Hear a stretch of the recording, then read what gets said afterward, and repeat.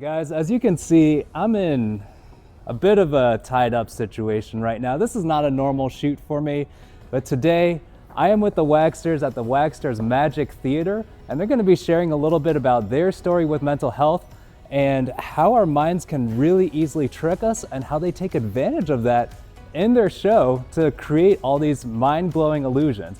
And stay till the end because we've got a huge plot twist coming that you have to see. So we are in the Straitjackets right now, and we're gonna get started filming the rest of this video soon. Guys, let's get into the video.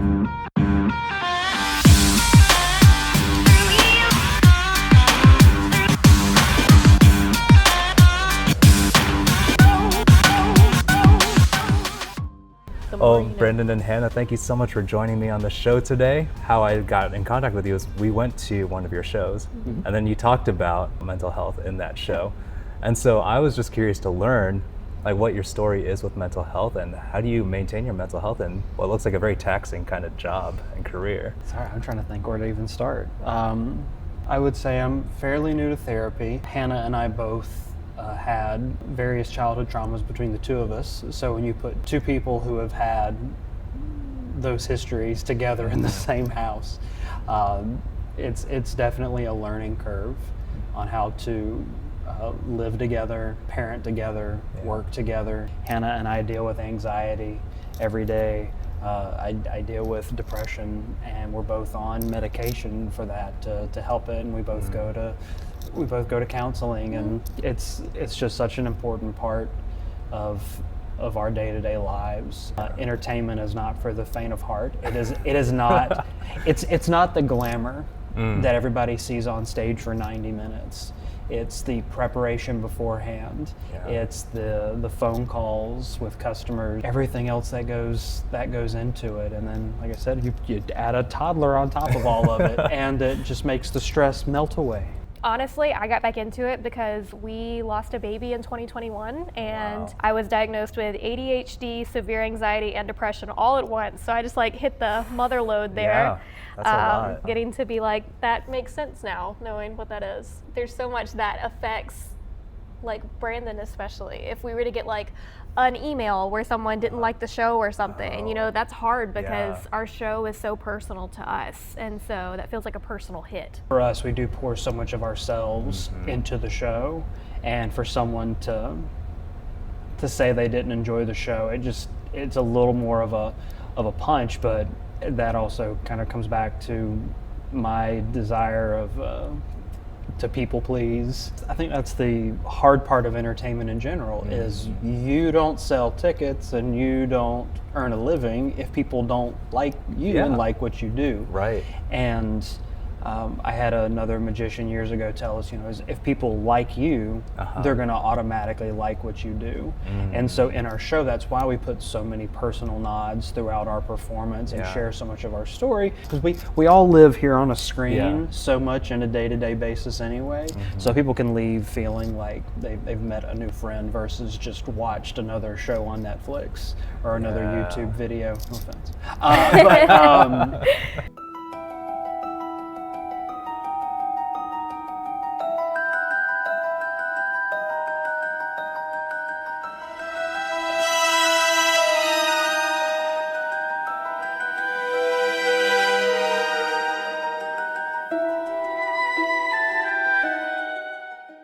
What kinds of fears and anxieties do you all confront each time you step on the stage? Ooh, I'm an introvert, so oh yeah, big time. I'm like the person that I would rather do anything besides public speaking when I'm my normal self, because there's Hannah Lynn and then there's Hannah Wagster. Okay. So Hannah Lynn is playing a role, and so I can be more confident on stage. But like honestly, this kind of thing is giving me severe anxiety. I'm sweating right now. Just because like this is normal, like this is more personal me. We do a lot of elements in the show that involve danger, whether they be spikes or swords or blades or straitjackets, whatever it may be. There's I've hurt myself on stage doing a straitjacket, and then with Hannah being in boxes, we have to kind of be in constant communication. There's a lot of trust there. Yes, because he gave me a concussion our first year we moved here. A wow. blade just came in too fast and clocked me in the forehead and slammed me to the back in the of middle the of box. the show. Oh yeah, I still had 60 minutes to go with a concussion. Wow. Yeah. Fortunately, I think a lot of people understand when there's injury Yeah, or a yeah. severe accident and there's nothing you can do, but there's a lot of anxiety. Yeah. Anytime I have to call or email people and give them bad news that the show's been canceled, Yeah. I hate doing that. There's a lot, because again, it goes back to that people pleasing. And there's a lot of times that we put our physical well-being or mental well-being aside to make these 120 people happy. No matter what kind of day we've had, they expect Yeah, us to come forward right. and entertain them and for them to have a good time. And that is what we want. You know, our job is all about helping people escape the reality and getting to just enjoy a moment. But sometimes that's hard for us because we don't really get to escape ours to do the show. Speaking of escaping, the Wagsters also showed me their trick of how to get out of a straitjacket. Now, getting out of a straitjacket is not as difficult as you might imagine. It is still very physically demanding. I have taught several people how to get out of a straitjacket, and some of them have given up halfway through, but it is not impossible, and it is not the most difficult thing in the entire world. We've talked a lot about being in mental straitjackets, but if you ever find yourself in a physical straitjacket, I'm going to talk you through how to easily get out. Now, the first thing you want to do before you get into the straitjacket is try to brace your arms as much as you possibly can. I forgot to do that. So it's going to be a little bit harder to do that. Yeah, it's okay though. I forgot to brace a little bit, but if you can, keep your arms braced out just a little bit. That's going to give you a little bit of extra wiggle room. Now, the first thing you have to do is you have to get your arms up over your head, all right? So that can be, sometimes the buckle in the back can get caught on the other buckle, so that can make it a little, and again, I've done this a lot. The first thing you're gonna do is you're gonna try to get your arms over your head, and then you gotta get your head through the hole. I didn't see all this in the intro. Yeah, we were standing behind you. I was trying to do it really fast. I did not look that dramatic. Okay, so that's a good thing to do, and you can use your teeth to get that strap, and that's a good chunk of the way out. Now, you still have buckles all down your back and one running in between your legs. So the first thing to do is, what's good is if you step on the strap, it'll give you a little bit more room, and you can get if you're right-handed or left-handed. I'm right-handed, so I'm gonna start with my right hand at the top, and then I can reach around the back using my fingers, undo that first strap, and then we're gonna work our way down to this end. I should have taken my bracelets off. It's okay. So now we're gonna get that one strap undone. Whew, that feels better. All right. Then we're gonna go to here. Wow. Get that strap undone. And then from there, I find it easiest to get the first arm. I was struggling at the beginning of the video. First arm out. And then once you get your first arm out, you can get your other arm out. And then turn the straitjacket around, and you can get those off. And that is basically how you get out of a straitjacket. You ready? If something goes wrong, and maybe some of that anxiety starts to creep in, what are some things that you've done that have made things better, or some things that you've done that have made things worse? For me, it definitely helps that we have people backstage with us, because then I can immediately like bounce off of somebody and just be like try and vent really fast. Yeah. I will use like a fan to try and like cool myself down some. It's hard because I just have to keep going because the show is so nonstop. There's not really any breaks for us other than intermission. I drink diet soda. Is that one of the things that helps or doesn't help? I don't know. It could be both. I don't know. I drink way too much caffeine, but Yeah, it's definitely not healthy. It's like my, I don't know. I love food and drink, so I don't know. We've done over 600 shows here since we moved to Williamsburg, and I can count on one hand the amount of times we've had to actually stop the show. You better knock on some wood. Yeah. You're gonna like the next 12 shows. Something. But like our main curtain, for example, Yeah. we spent 6 months trying to get that thing to work right.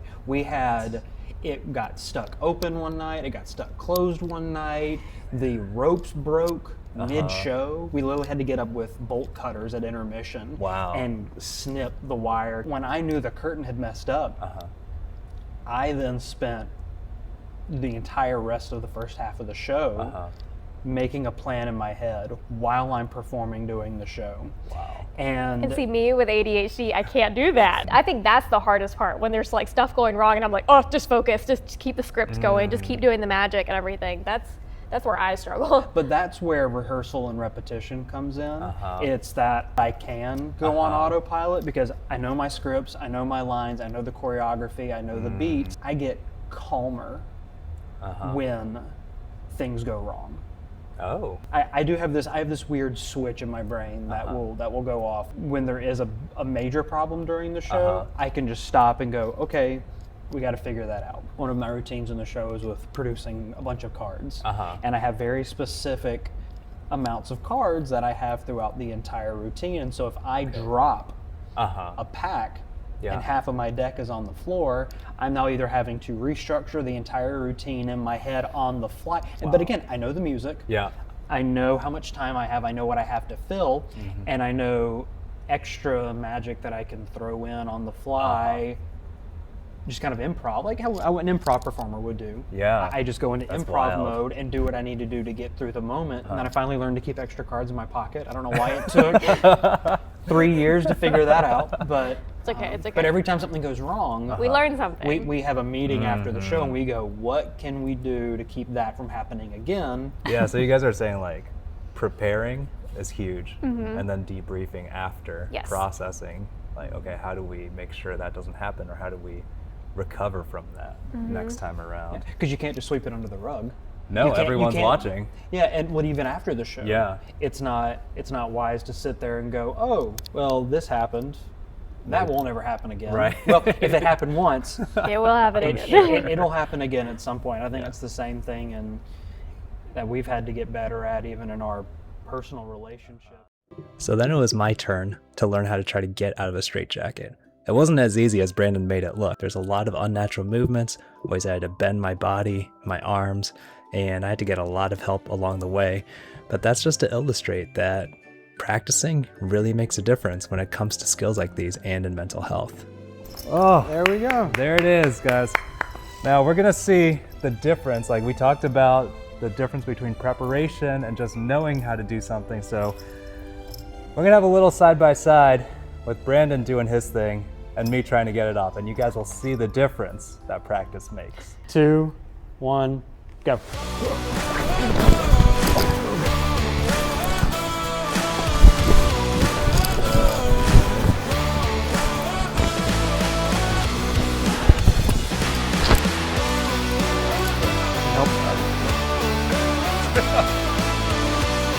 There you go.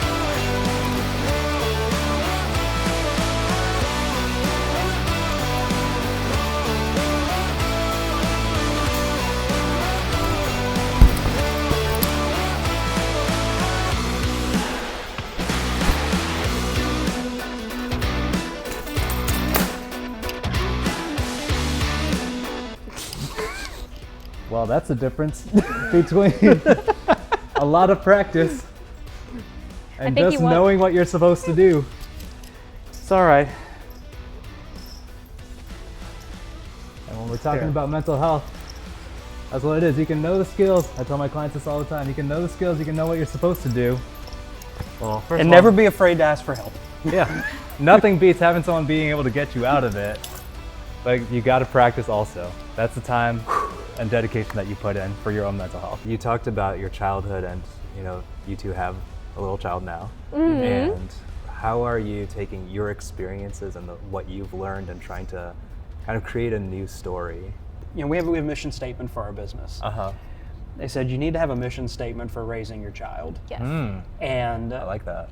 I think Hannah and I both had the same mission statement. Yeah, without talking about it. But Hannah was able to articulate it better than I could, and it was essentially raise a child who doesn't have to grow up and recover from their childhood.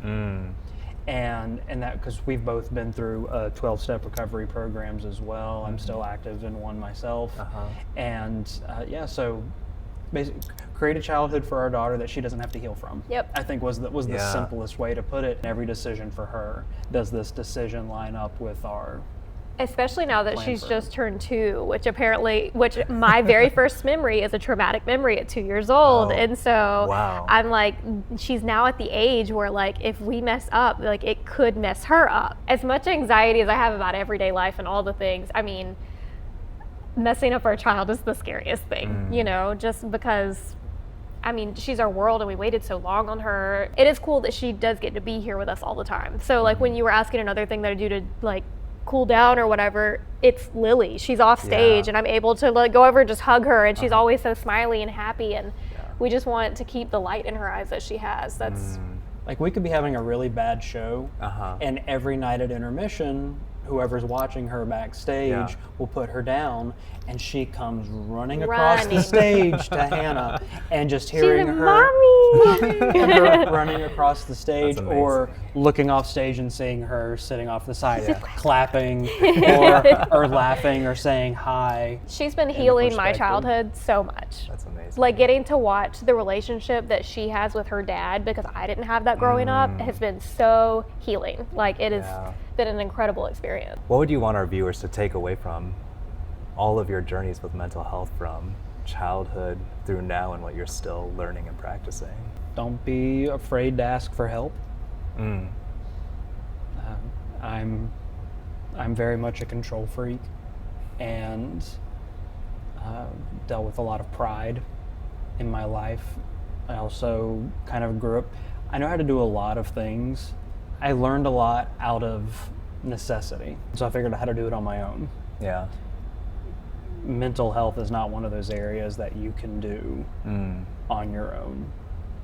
You need accountability partners. You need mentors. You need counselors. Go to people when you need help and when you're struggling. Mental health is also, it's a journey, not a destination. Because I don't think anybody who struggled with mental health one day just wakes up and goes, I did it. Yeah. Yeah, I was definitely going to say, make sure you have your circle. That's super important. I just don't think enough people talk about it, to be honest. I know it's becoming more of an open conversation with a lot of people, but just don't make it, it's more weird because people don't want to talk about it. Like mental health is so important because it affects your entire body. Like it's not just, absolutely. like it's amazing to me that there's still insurance companies that don't consider mental health to be a health problem when it totally is. So just talk about it. If it's something that you're struggling with, just tell people. There's nothing to be embarrassed about at all. And you're not alone. Absolutely not. You're not the only one struggling with what you're struggling with. The big lie that gets in our heads is that you're the only one dealing with this, and believing that it's never going to get better. Don't listen to those lies. Yeah, I appreciate you mentioning that, because one of the big things that I wanted to connect with, the magic that you all do with our mental health, is that our minds can easily trick us. So I think you said you had an illusion that could really illustrate how easy it is to be fooled by our minds. We specifically did not tell Isaiah what we were going to do. Because to this is a explain. magic trick just for you. Yeah, magic just for you. Everyone watching the video, you're going to see exactly how this trick is being done. But Isaiah, this is just to show you exactly how easy it is to be fooled. Okay, but don't worry. The easiest people in the world to fool are smart people. Okay, That's what you tell everybody. If you're no, No, it's true. It really is true. All right, Okay. that's why Hannah can figure out so many magic tricks. You're gonna need therapy after this. I love you. Okay, here, hard physical therapy. Yeah. All right, Isaiah, do me a favor. Hold up one finger like this. One finger, Good okay. choice on the finger. Okay. Here, hold up the other finger like this. Okay. Good deal. Point the two fingers together like that. Very good. And here's our special item we need for our trick today. Here we go. Okay. Just like that. All right. Now, you see the problem with this? Yeah, it should be over, right? Yeah, we got to make sure it's going the right Okay, direction. okay. Okay, so you're going to hold that right inside of yourself. I'm going to take off a little bit of our magic paper, all right, and we're going to roll it up into a little ball. Okay. Now, we're going to play a game.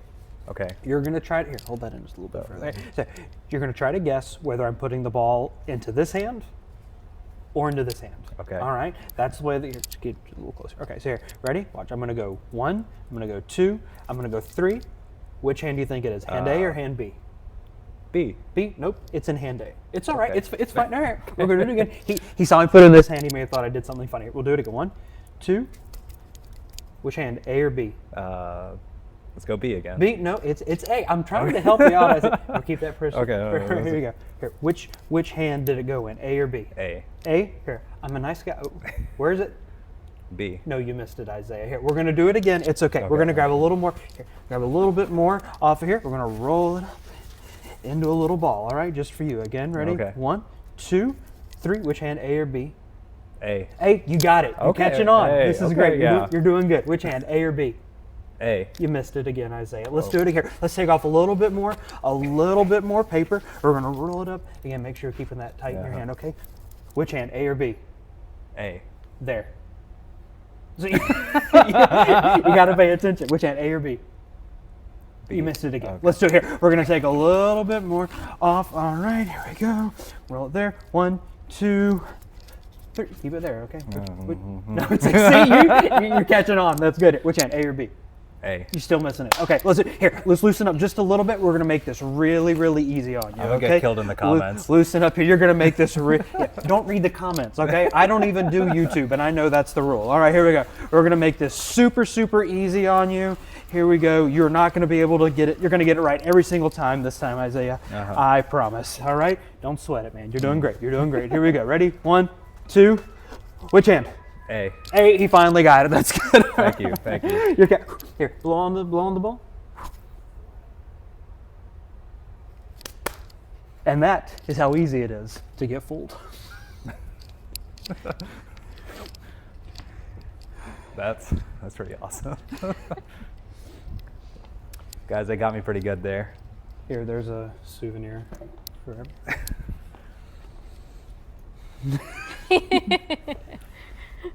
Hey guys, thank you so much for watching this video. Thank you so much to the Wagsters for hosting us and being able to share a little bit about their story. Now it's time for the final illusion. Here we go.